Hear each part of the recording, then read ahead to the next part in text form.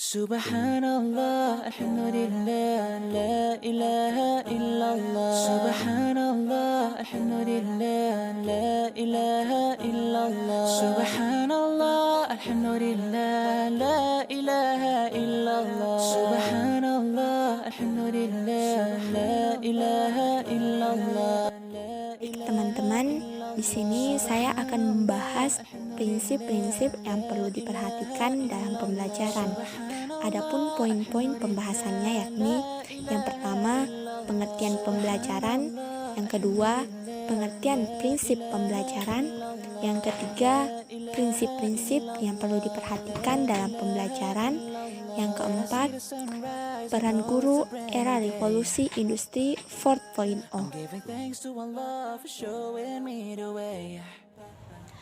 Pertama, pengertian pembelajaran.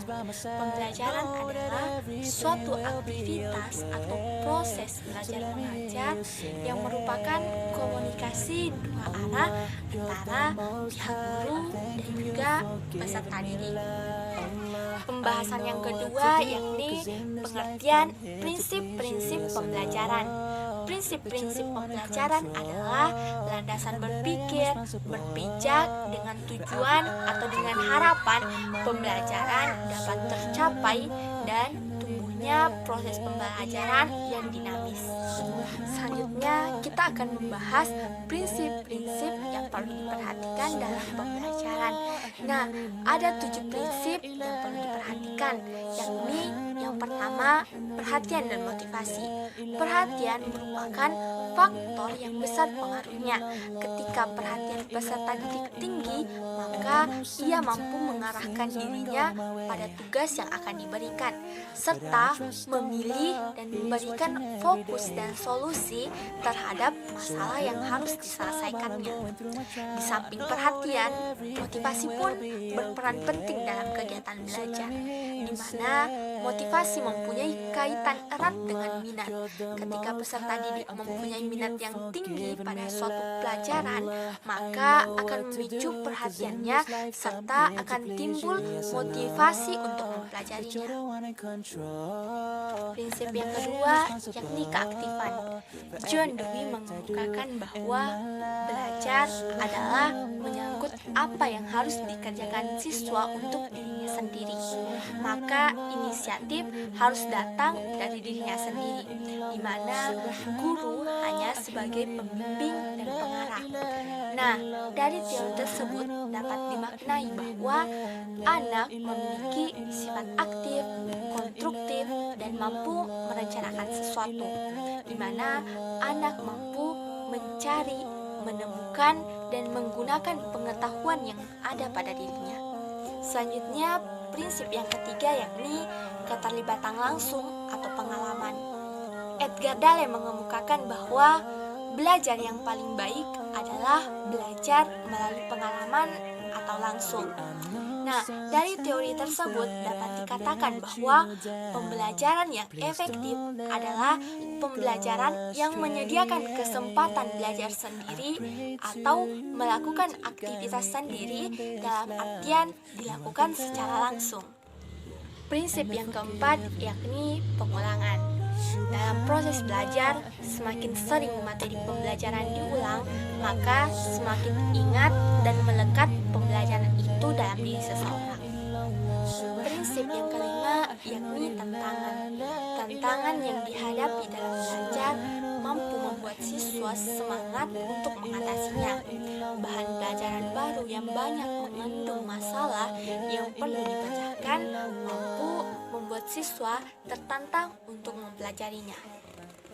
Prinsip yang keenam yakni balikan dan penguatan. Jika suatu perbuatan itu menimbulkan efek lain, maka perbuatan itu akan cenderung diulangi lagi.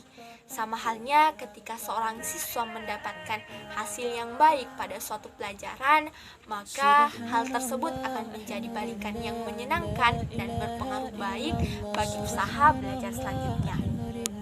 Namun, dorongan belajar tidak saja dari penguatan yang menyenangkan, akan tetapi ada juga yang tidak menyenangkan, atau dengan kata lain, adanya penguatan baik itu dari sisi positif maupun negatif dapat memperkuat semangat belajar siswa. Prinsip selanjutnya atau prinsip yang terakhir yakni perbedaan individual. Perbedaan individual harus menjadi perhatian bagi seorang guru dalam mempersiapkan pembelajaran dalam kelasnya. Kenapa? Karena perbedaan individual merupakan suatu prinsip dalam pembelajaran yang tidak boleh dikesampingkan demi keberhasilan dalam proses pembelajaran. Pembahasan selanjutnya yakni peran guru era revolusi industri 4.0. Revolusi industri 4.0 Menjadikan kehadiran teknologi-teknologi baru yang meleburkan dunia fisika, digital, biologis yang diwujudkan dalam bentuk robot, perangkat komputer yang mobile, kecerdasan buatan, kecerdasan tanpa pengemudi, kendaraan tanpa pengemudi, pengeditan genetik, digitalisasi pada layanan publik, dan sebagainya. Di era ini, guru tidak boleh hanya sekedar mentransfer ilmu pengetahuan kepada siswa di kelas. Kenapa? Karena ketika hal itu terjadi, maka peran guru akan tergantikan. Akan tetapi, ketika guru mampu mendidik karakter, moral, dan memberikan keteladanan kepada siswa, yang mana hal tersebut tidak dapat dilakukan oleh mesin, maka guru akan tetap eksis.